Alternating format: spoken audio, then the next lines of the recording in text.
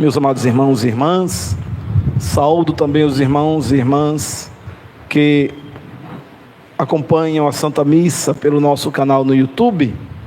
Aonde chegar essa transmissão da Santa Missa, também chegue a graça do Senhor, a paz e, portanto, todos os dons do Espírito Santo que são próprios desta celebração que estamos realizando neste momento, a única celebração da semana, do domingo, melhor dizendo.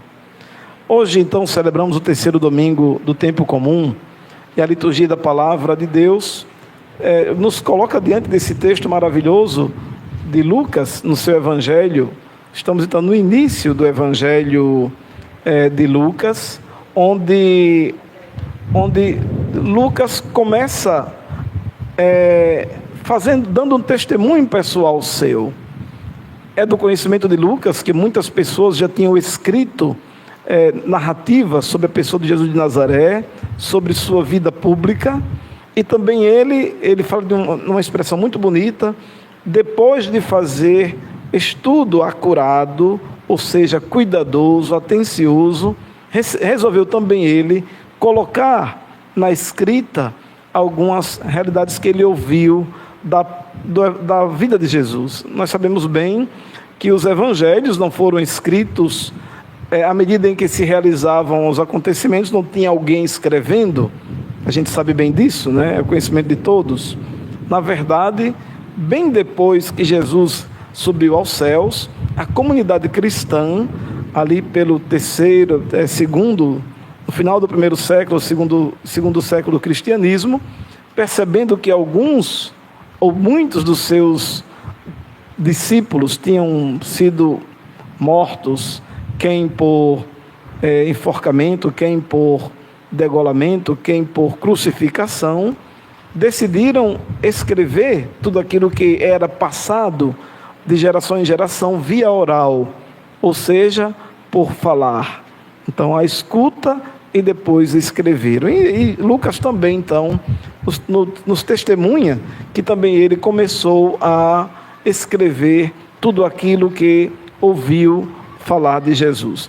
É bem interessante que ele diz, após fazer um estudo cuidadoso de tudo que aconteceu desde o princípio, também eu decidi escrever de modo ordenado para ti, excelentíssimo Teófilo. E quem é, minha gente, esse tal de Teófilo a quem Lucas se refere?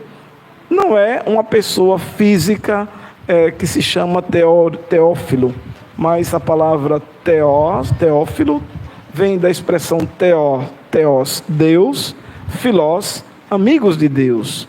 Então, aliás, amigos. Então, teófilos, os amigos de Deus. Quem são os amigos de Deus?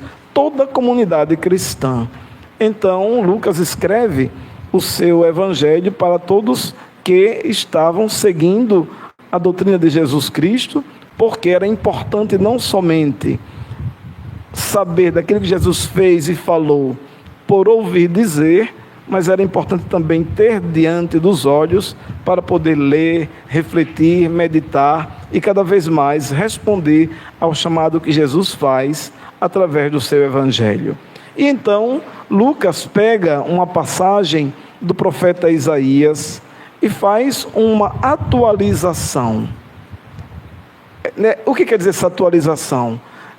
Jesus, pelo evangelho de Lucas, lê a passagem que Isaías profetizou 800 anos antes e atualiza essa passagem. Hoje se cumpriu esta passagem da Escritura que acabastes de ouvir.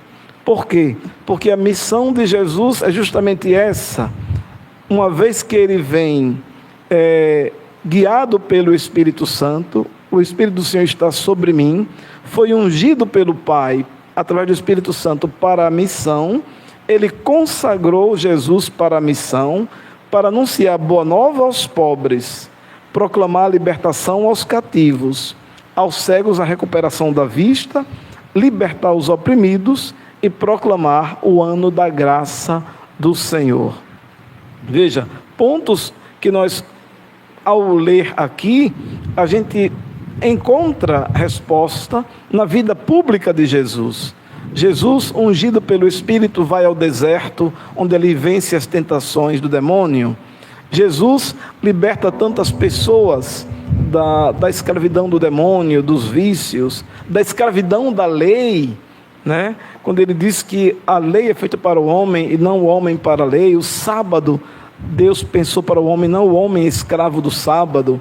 Então a libertação que Jesus realizou, e proclamar o ano da graça, ou seja, o anúncio da boa nova.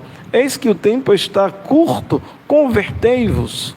Então, tudo aquilo que Isaías falou 800 anos antes de Jesus, ele ali atualiza. Hoje se cumpriu essa passagem que acabaste de ouvir, porque eu, em outras palavras, né, eu sou aquele a quem o profeta Isaías profetizou, ou seja, as promessas de Deus se realizam, porque nenhuma promessa que Deus faz cai por terra, mas todas elas se realizam.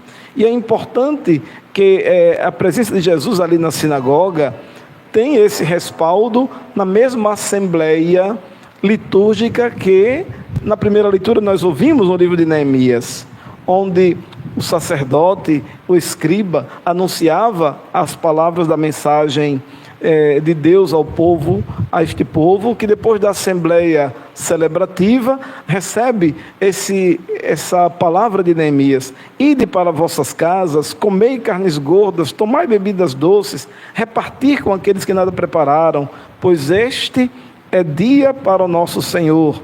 Não fiqueis tristes. Então esse convite que Neemias faz ao povo de Deus, para não mergulhar na tristeza, no desânimo, mesmo diante das dificuldades, mesmo diante das provações, porque, diz Neemias, a alegria do Senhor será a vossa força.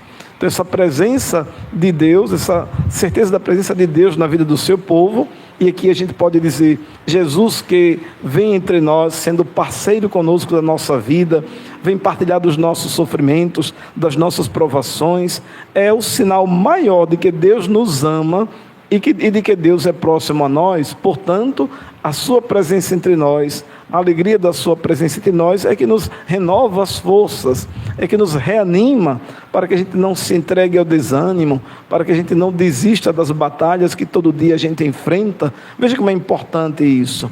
A unção que Jesus recebeu dá a ele essa autoridade de também ter autoridade sobre nós, sobre nossas vidas e sobre os males que muitas vezes tentam nos esmagar pelo peso do sofrimento. Portanto, erguer a cabeça, agradecer a Deus pelo dom da vida, pelo dom da fé, pelo dom da família e dos amigos que Ele nos deu, nos concedeu, porque a nós, como batizados e batizadas, recebemos o dom do Espírito Santo também, foi nos dado o dom do Espírito Santo para irmos em missão. Assim como Jesus também veio em missão para anunciar a boa nova, também nós iremos em missão para dizer às pessoas o quanto Deus nos ama, o quanto Ele nos quer bem, o quanto Ele cuida de nós todos, porque somos um único corpo, uma grande família que é a igreja. Essa a realidade que Paulo recorda aos cristãos de Corinto, que ouvimos na segunda leitura. Paulo recorda que mesmo essa diversidade de dons, de carismas, de pessoas, nós formamos um só corpo, porque Jesus nos congrega na unidade em torno ao seu corpo. A diversidade dos dons é sinal de que o Espírito Santo sopra onde quer.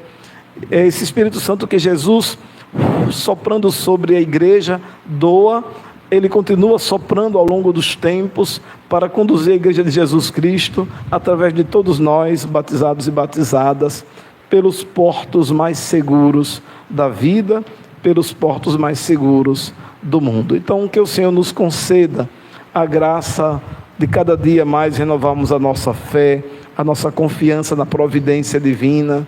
Deus nunca nos abandona, a sua graça nunca nos deixa privados desses dons próprios da graça de Deus, e que nós possamos responder sim ao chamado que Ele nos faz para uma vida sempre mais santa diante de Deus, irrepreensível, vivendo a caridade para com o irmão, vivendo a unidade entre nós, como também na nossa vida espiritual, uma vida mais voltada à oração, à leitura da palavra de Deus, à meditação da sua palavra, para que cada vez mais nosso coração se converta ao amor a Deus e, consequentemente, também ao amor ao próximo.